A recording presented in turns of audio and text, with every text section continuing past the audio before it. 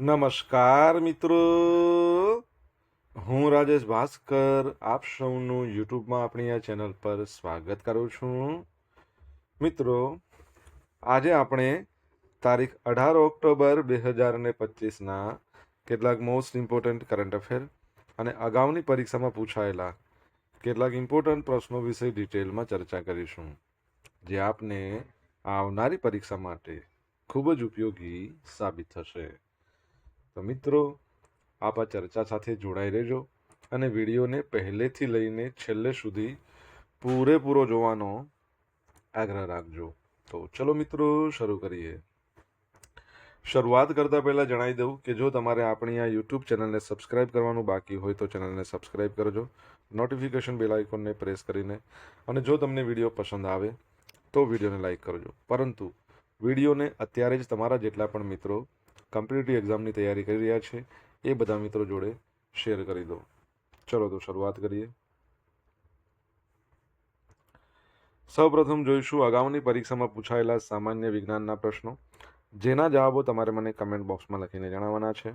અને વિડીયોના લાસ્ટમાં જ્યારે હું તમને આ દરેક પ્રશ્નના જવાબ જણાવું ત્યારે તમારે ચેક કરવાનું છે કે તમે આપેલા પ્રશ્નોના જવાબમાંથી કેટલા પ્રશ્નોના જવાબ છે એ સાચા છે, અને જેટલા પણ પ્રશ્નોના જવાબ સાચા હોય તો એનો આંકડો તમારે કમેન્ટમાં લખવાનો છે કે 10માંથી આટલા સાચા છે.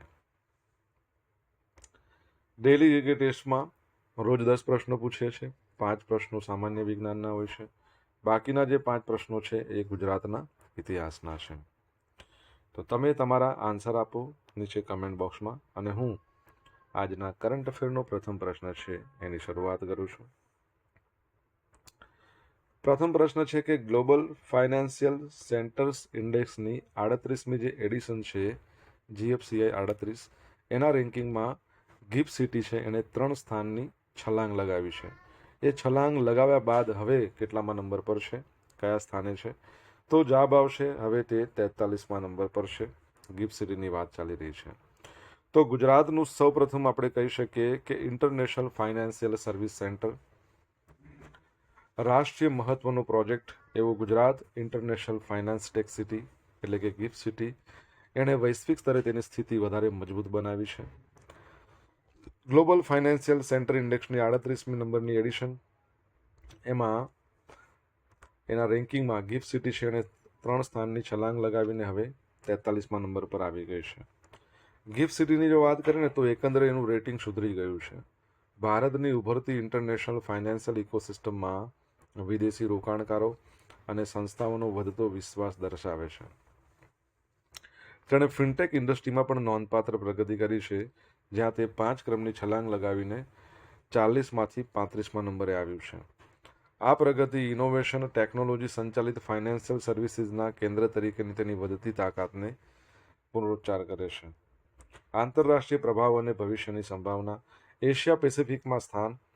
તો પ્રાદેશિક બાબતો, ગિફ્ટ સિટીએ એશિયા પેસિફિકમાં ટોચના 15 ફાઇનાન્શિયલ સેન્ટરમાં પોતાનું સ્થાન જાળવી રાખ્યું છે, અને આ ગ્રુપનો ભાગ બનનાર ભારતની એકમાત્ર સિટી છે. બરાબર છે. Gujarat international finance tech city, એના જે MD છે અને CEO એ તમારે કહેવાના છે. ચેરમેન એના કોણ છે? હસમુખ અઢિયા છે. તો યાદ રાખજો. આગળ વધીએ આપણે. તાજેતરમાં કોના દ્વારા India's blue economy strategy for harnessing deep sea and offshore fisheries, આ શીર્ષકવાળો રિપોર્ટ લોન્ચ કરવામાં આવ્યો છે? તો National Institution for Transforming India એટલે કે નીતિ આયોગ દ્વારા. તો નીતિ આયોગના જે મુખ્ય કાર્યકારી અધિકારી છે એટલે કે ચીફ એક્ઝિક્યુટિવ ઓફિસર છે, BVR સુબ્રમણ્યમ, એમના દ્વારા નવી દિલ્હીમાં ભારતની બ્લુ ઇકોનોમી, ઊંડા સમુદ્ર અને ઓફશોર મત્સ્ય ઉદ્યોગની ઉપયોગ કરવાની વ્યૂહરચના, આવો શીર્ષકવાળો રિપોર્ટ લોન્ચ કરવામાં આવ્યો છે. શ્રી સુબ્રમણ્યમે જણાવ્યું છે કે ભારત પાસે લગભગ 12 નોટિકલ માઇલનો સાર્વભૌમ જળ ક્ષેત્ર અને 200 માઇલનો આર્થિક ક્ષેત્ર છે, છતાં પણ ભારતે હજુ ઊંડા સમુદ્રના સંસાધનોને માંડ શોધ્યા છે. વધુમાં એમણે જણાવ્યું કે દેશના ઊંડા સમુદ્ર અને ઓફશોર મત્સ્ય ઉદ્યોગના શાસનને મજબૂત બનાવવા માટે 3 તબક્કાનો રોડમેપ પ્રસ્તાવિત કરવામાં આવ્યો છે. પ્રથમ તબક્કો પાયો નાખવાથી શરૂ થાય છે, ત્યારબાદ કામગીરીમાં વધારો, અને અંતે ઊંડા ટકાઉ મત્સ્ય આ સમુદ્ર મત્સ્ય ઉદ્યોગમાં વૈશ્વિક નેતૃત્વ પ્રાપ્ત થાય છે. આ રિપોર્ટ શાસનને મજબૂત કરવા, નવીનતાને પ્રોત્સાહન આપવા, હિસ્સેદારોની ભાગીદારી વધારવા એક વ્યાપક માળખું પૂરું પાડે છે. આનાથી દરિયાકાંઠાના સમુદાયોની સમૃદ્ધિ સુનિશ્ચિત થશે અને રાષ્ટ્રના બ્લુ ઇકોનોમી વિઝનમાં નોંધપાત્ર યોગદાન વધશે. બરાબર છે. ગિફ્ટ સિટી તો ચલો પૂરી થઈ ગઈ. અહીંયા નીતિ આયોગની આપણે વાત કરીએ છીએ ને. નીતિ આયોગની સ્થાપના 1 જાન્યુઆરી 2015 થઈ. પહેલાં એનું નામ આયોજન પંચ હતું. એના અધ્યક્ષ હંમેશા પ્રાઇમ મિનિસ્ટર હોય. હાલમાં શ્રી નરેન્દ્ર મોદી છે. ઉપાધ્યક્ષ છે ડૉક્ટર સુમન કે બેરી અને CEO BVR સુબ્રમણ્યમ. નીતિ આયોગમાં પૂર્ણ સમયના ટોટલ 5 સભ્યો છે. 4 સભ્યો અરવિંદ વીરવાણી, VK પોલ, VK સારસ્વત અને રમેશ ચંદ છે. 5મા નંબરના સભ્ય તમારે કહેવાના છે, કમેન્ટ બોક્સમાં લખીને જણાવવાનું છે. ભારત UK 46.8 કરોડ ડોલરની સંરક્ષણ ભાગીદારી પર હસ્તાક્ષર કર્યા છે. અહીંયા 46.8 કરોડ ડોલર લખ્યા છે. રૂપિયામાં છે ને 3884 કરોડ થાય. તો મુંબઈમાં ભારતના અને વડાપ્રધાન અને બ્રિટિશના વડાપ્રધાન કીર સ્ટારમર બંને વચ્ચે બેઠક યોજાઈ, જેમાં ભારત યુકે 46.8 કરોડ ડોલર આશરે 3884 કરોડની મોટી સંરક્ષણ ભાગીદારી પર હસ્તાક્ષર કર્યા. આ કરાર હેઠળ બ્રિટન ભારતીય સેનાને light weight multi role missile, આ પરીક્ષામાં યાદ રાખજો, LMMR પ્રદાન કરશે. આ મિસાઇલો છે એનું ઉત્પાદન ફ્રેન્ચ કંપની થેલ્સ દ્વારા ઉત્તરી આયર્લેન્ડમાં એના પ્લાન્ટમાં કરવામાં આવશે. બ્રિટિશ સરકાર છે આ કરારને સંરક્ષણ ક્ષેત્રને ભારત સાથે વ્યૂહાત્મક સંબંધોને ગાઢ બનાવવા માટે એક ઐતિહાસિક પગલું જણાવ્યું છે. તમને ખબર છે કે બ્રિટનની વાત કરીએ, યુકે, એની પાસે આપણે ટ્રેડ એગ્રીમેન્ટ કર્યો છે, જે પ્રમાણે 99% આપણી ભારતની વસ્તુ પર 0 ટેરિફ લાગશે. અને ભારતીય મૂળના પ્રાઇમ મિનિસ્ટર બન્યા હતા બ્રિટનમાં, તમને ખ્યાલ હોય તો. નામ યાદ છે? મિત્રો, વિડીયો પસંદ આવ્યો હોય, ભણવાની મજા આવી હોય તો વિડીયોને લાઇક કરો, તમારા મિત્રો જોડે વિડીયોની લિંકને શેર કરો. આપણી બંને યુટ્યુબ ચેનલ રાજેશ ભાસ્કર 2 ને સબસ્ક્રાઇબ ના કરી તો સબસ્ક્રાઇબ કરો, નોટિફિકેશન બેલ આઇકોનને પ્રેસ કરીને. જો તમારે ડેલી કરંટ અફેરની PDF જોઈતી હોય તો આપણી ટેલિગ્રામ ચેનલને જોઈન કરી લો. ડેલી કરંટ અફેરની PDF તમને મળવાની જ છે. અહીંયા તમને પોઝ પણ રમવા મળશે. બરાબર છે. હેન્ડલે પાસપોર્ટ ઇન્ડેક્સ 2025ના તાજેતરના રેન્કિંગ મુજબ ભારતીય પાસપોર્ટનો ક્રમ કેટલામો છે? તો ભારતીય પાસપોર્ટ પાછો 85 નંબર પર આવી ગયો છે. ગયા વર્ષ કરતાં નબળું સ્થાન કહી શકાય. તો હેન્ડલે પાસપોર્ટ ઇન્ડેક્સ 2025ના તાજેતરના રેન્કિંગ મુજબ વૈશ્વિક મુસાફરીની સ્વતંત્રતાના માપદંડમાં ભારતીય પાસપોર્ટનો ક્રમ ઘટીને 85 થઈ ગયો છે. 2024માં 80 હતો. 2024ની વાત કરું છું. 25માં 85. આ ઇન્ડેક્સ છે ને 199 પાસપોર્ટને વિઝા મુક્ત પ્રવેશની મંજૂરી આપતા સ્થળોની સંખ્યાના આધારે રેન્ક આપે. બરાબર છે. 199 પાસપોર્ટ કયા દેશમાં વગર વિઝાએ જઈ શકાય, એટલે કેટલા દેશોમાં તમારા પાસપોર્ટથી તમે કેટલા દેશોમાં વિધાઉટ વિઝા જઈ શકો છો. ભારતીય પાસપોર્ટ ધારકો 57 જ દેશોમાં વિઝા મુક્ત પ્રવેશ મેળવી શકે છે. ગયા વર્ષે 59 હતા. વિઝા મુક્ત સ્થળો આપણે એક્ઝામ્પલ સાથે જોઈશું તો Bhutan, Indonesia, Mauritius, Nepal, Trinidad, Tobago, આના જેવા 12 જેટલા સ્થળો છે ને ત્યાં તમારે વિઝા લેવાની જરૂર જ ના પડે. વિઝા ઓન અરાઇવલની વાત કરીએ તો આપણે શ્રીલંકા જઈએ ને તો ઓન ધ સ્પોટ વિઝા મળે. માલદીવ, જોર્ડન, કતાર, આવા બધા 27 ટોટલ રાષ્ટ્રો એટલે કે દેશો છે. તમારા મનમાં પ્રશ્ન થશે, સાહેબ પહેલા નંબર પર કોણ છે? તો એ જ છે જે પહેલેથી છે, સિંગાપોર. 193 સ્થળોએ એક્સેસ, એટલે આખા વિશ્વમાં સૌથી શક્તિશાળી કહી શકાય. પછી છે દક્ષિણ કોરિયા, પછી જાપાન. એશિયા છે ને એનું તો અહીંયા માર્કેટ છે ભાઈ. ટોચના 10માં જર્મની, ઇટલી, સ્પેન, સ્વિટ્ઝરલેન્ડ, આવા બધા યુરોપિયન દેશો પણ છે. સૌથી નબળો પાસપોર્ટની વાત કરીએ તો અફઘાનિસ્તાન. માત્ર 24 સ્થળોએ વિઝા મુક્ત પ્રવેશ છે. અમેરિકા છે ને એ પહેલી વાર એવું થયું છેલ્લા 20 વર્ષમાં ટોપ 10માંથી ફેંકાઈ ગયું બહાર. એક સમયે વિશ્વનો સૌથી શક્તિશાળી પાસપોર્ટ હતો. 2 દાયકામાં 20 વર્ષમાં તો ટોપ 10માંથી બહાર નીકળી ગયું છે. અત્યારે 12મા નંબર પર છે. એવું એટલા માટે થયું છે કે અમેરિકાના પાસપોર્ટને બીજા દેશો માન્યતા આપે, પરંતુ અમેરિકાવાળા છે ને એ બહુ લિમિટેડ દેશોને જ વિઝા ફ્રી એન્ટ્રી આપે છે. એટલે તમે લિમિટેડ દેશોને આપે તો સામેવાળા પણ એ જ વિચારે ને કે અમને નથી આપતા, તમે ક્યાંથી આપીએ. બસ એ જ. અને એક તો ટેરિફ બાબાની જઈ, બીજું તો શું કહી શકાય. ઓકે. પાસપોર્ટ પરથી યાદ આવ્યું, આપણા ગુજરાતની સૌથી મોટી પાસપોર્ટ ઓફિસ બની છે, કઈ જગ્યાએ? કમેન્ટમાં લખો. તાજેતરમાં કોણે ગોવાની મહત્વાકાંક્ષી કલ્યાણકારી યોજના મહાજે ઘર યોજના આનો શુભારંભ કરાયો છે? તો અમિત શાહ, આપણા કેન્દ્રીય ગૃહ અને સહકાર મંત્રી છે એમણે. તો કેન્દ્રીય ગૃહ અને સહકાર મંત્રી અમિત શાહે ગોવાના તાલેગાંવ છે ત્યાં આવેલી છે, ત્યાં આવેલું છે doctor Shyamaprasad Mukherjee indoor stadium.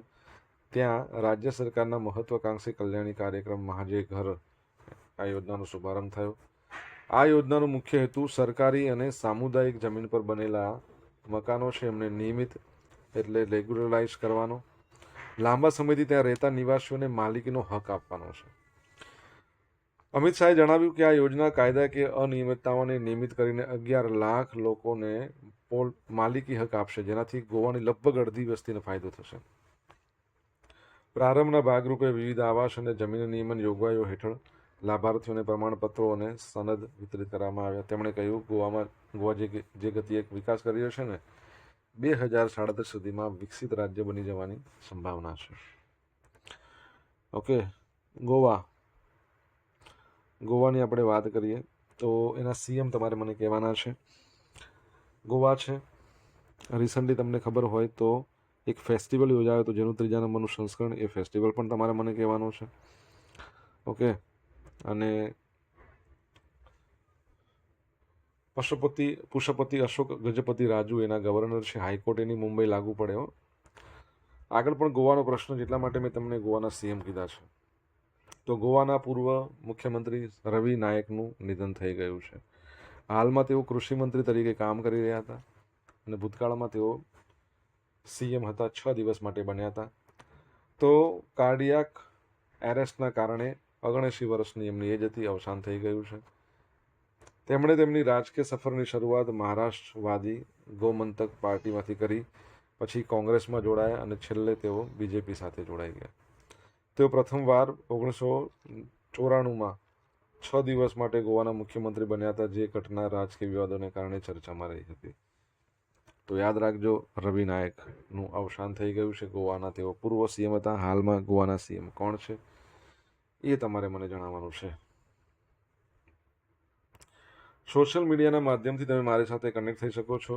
મારું ઇન્સ્ટા આઈડી છે rajesh.i.bhaskar, ફેસબુક આઈડી છે RI ભાસ્કર,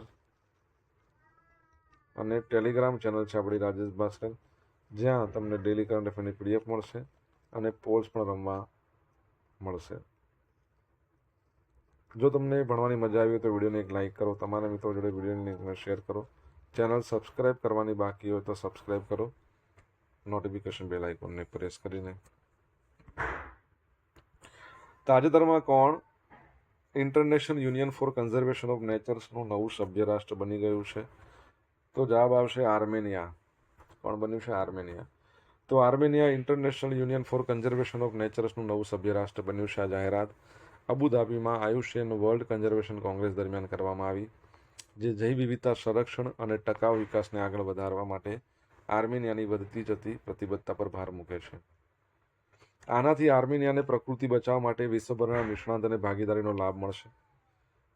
આર્મેનિયાના પ્રધાનમંત્રીએ કહ્યું કે સભ્યપદ 2026માં યોજાનારી જૈવ વિવિધતા એના પરની મોટી આંતરરાષ્ટ્રીય બેઠક COP17 એના માટે તેમની તૈયારીઓમાં મદદ મળશે. આર્મેનિયામાં પહાડી જંગલો, તળાવો, આવા વિવિધ પ્રકારના જંગલો છે, જેમાં ગંભીર રીતે જોખમમાં મુકાયેલી કોકેશિયન દીપડા, સેવન તળાવમાં મળતી સેવન ટ્રાઉટ માછલી, આ બધી દુર્લભ પ્રજાતિઓનું ઘર છે. આર્મેનિયાએ 2030 સુધીમાં તેના વિસ્તારમાં 12.9% જંગલોને પુનઃસ્થાપિત કરવા, પાણીના સ્ત્રોતોનું રક્ષણ કરવા જેવા પગલાં પર્યાવરણીય લક્ષ્યો નક્કી કર્યા છે. બરાબર છે. International union for conservation of નેચરની વાત કરીએ તો 1948માં એની સ્થાપના થઈ. તમારે એનું હેડક્વાર્ટર કહેવાનું છે, ક્યાં આવેલું છે? બરાબર છે, કમેન્ટ બોક્સમાં લખીને જણાવો. ભારતમાં બ્રિટિશ યુનિવર્સિટીના 9 નવા કેમ્પસને મંજૂરી મળી ગઈ છે. તો યુનાઇટેડ કિંગડમ અને ભારત વચ્ચે શિક્ષણ ક્ષેત્રે સહયોગ વધુ મજબૂત થયો. ઉચ્ચ ગુણવત્તા ધરાવતા શિક્ષણની વધતી માંગને પહોંચી વળવા બ્રિટન દ્વારા ભારતમાં 9 યુનિવર્સિટીના કેમ્પસ ખોલવાની જાહેરાત કરવામાં આવી છે. આ પગલું યુકેના વિઝન 2035ને સાકાર કરશે. જાહેરાત મુજબ સરે યુનિવર્સિટી છે, યુનિવર્સિટી ઓફ સરે, એનું કેમ્પસ ગુજરાતમાં અમદાવાદ નજીક ગિફ્ટ સિટીમાં અને સૈદ્ધાંતિક મંજૂરી મળી. લેન્કેસ્ટર યુનિવર્સિટીનું કેમ્પસ બેંગલુરુમાં, તેને લેટર ઓફ ઇન્ટેન્ટ એ પણ આપી દેવામાં આવ્યો છે. બરાબર છે. ગિફ્ટ સિટીમાં તમને ખબર છે ઓસ્ટ્રેલિયાની પણ 2 યુનિવર્સિટીઓ છે, એને ઓલરેડી કેમ્પસ ખોલી દીધા છે. શું નામ છે બંનેનું? કમેન્ટમાં લખો. મિત્રો, વિડીયો પસંદ આવે તો વિડીયોને લાઇક અને શેર કરજો. હવે જોઈશું અગાઉની પરીક્ષામાં પૂછાયેલા સામાન્ય વિજ્ઞાનના પ્રશ્નો. પહેલો પ્રશ્ન, એવો કયો પદાર્થ છે જે રક્તવાહિનીઓમાં ગંઠાઈ જતા લોહીને અટકાવે છે? હિપારીન. બરાબર છે. કૃત્રિમ રેસાને શું કહેવાય છે? તો ડેક્રોન. નીચેના પૈકી કયું આરડીએક્સનું બીજું નામ છે? તો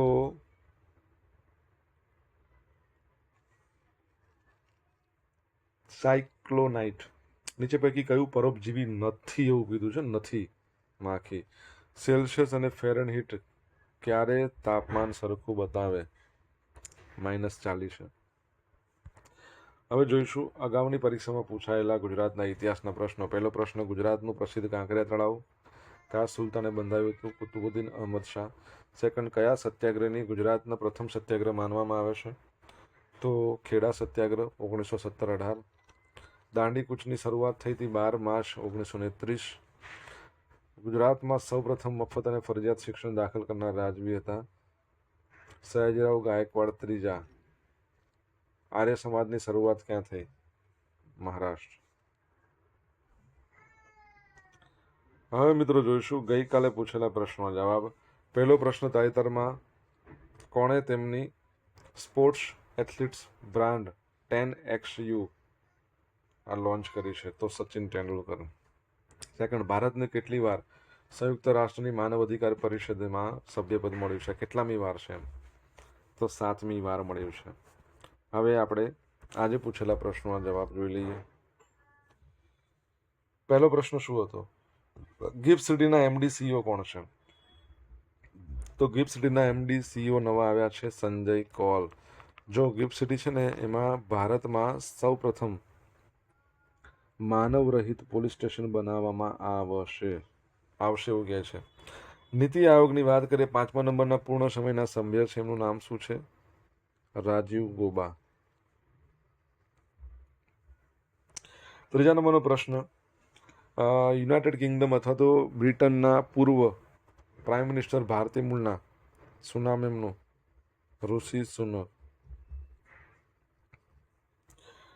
ચોથા નંબરનો પ્રશ્ન છે કે ગુજરાતમાં સૌથી મોટી પાસપોર્ટ ઓફિસ બની છે બાપુનગરમાં. બાપુનગર બોલે તો અમદાવાદમાં. 5મા નંબરનો પ્રશ્ન શું હતો? તો ગોવાની અંદર એક ફેસ્ટિવલ યોજાયો હતો જેને કહેતા હતા પર્પલ ફેસ્ટ. 12 તારીખે પૂરો થઈ ગયો. 6ઠ્ઠા નંબરનો પ્રશ્ન શું હતો? International union for conservation of nature એનું હેડક્વાર્ટર છે ઇંગ્લેન્ડમાં. 7મા નંબરનો પ્રશ્ન શું હતો? ગોવાના હાલના CM છે ડોક્ટર પ્રમોદ સાવંત.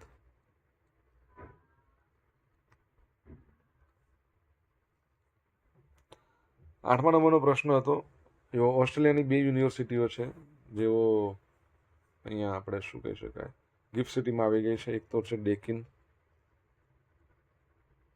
ડેકિન કેમ લખાતું નથી, અને બીજું છે વોલોગોંગ. બરાબર છે, આ 2 યુનિવર્સિટી છે. આ ઉપરાંત તમને ખબર હોય તો મશરેક બેંક છે યુનાઇટેડ આરબ એમિરાતની, એ પણ અહીંયા આવી ગઈ છે. ઓકે, ચલો હવે મિત્રો જોશું ગઈકાલના કરંટ અફેરમાંથી પૂછેલા કેટલાક ઇમ્પોર્ટન્ટ પ્રશ્નો, જેના જવાબો તમારે કમેન્ટમાં લખવાના. પહેલો પ્રશ્ન, ગુજરાતના કયા જિલ્લાને સ્વચ્છતા હી સેવા 2025 માટે શ્રેષ્ઠ જિલ્લાનો એવોર્ડ એનાયત થયો છે? જવાબ આવડતો હોય તો કમેન્ટમાં લખજો. સેકન્ડ પ્રશ્ન, હિપેટાઇટિસ બી, HIV, સિફિલિસ આવા રોગો છે એનું માતાથી બાળક સુધીનું સંક્રમણ mother two child transmission MCTC નાબૂદ કરનાર વિશ્વનો પ્રથમ દેશ કયો બન્યો છે? તો જવાબ શું આવશે તમારે લખવાનું છે કઈ જગ્યાએ, કમેન્ટમાં. તો મિત્રો અહીંયા આપણે સ્ટોપ કરીશું. આ હતા આજના દિવસના કેટલાક મોસ્ટ ઇમ્પોર્ટન્ટ કરંટ અફેર સાથે આપણે જોયું અગાઉની પરીક્ષામાં પૂછેલા ઇમ્પોર્ટન્ટ પ્રશ્નોના જવાબોની સાથે. આશા રાખું બધાને ભણવાની મજા આવી હશે. જો મજા આવી હોય તો વિડીયોને લાઇક કરજો, તમારા મિત્રો જોડે વિડીયોની લિંકને શેર કરજો. આપણી 2 યુટ્યુબ ચેનલ રાજેશ ભાસ્કર 2 બંનેને સબસ્ક્રાઇબ કરવાનું બાકી તો સબસ્ક્રાઇબ કરી લો, નોટિફિકેશન બેલ આઇકોનને પ્રેસ કરીને. મિત્રો thank you so much for watching this video. Have a nice day. જય હિન્દ, જય ભારત, જય જય ગરવી ગુજરાત.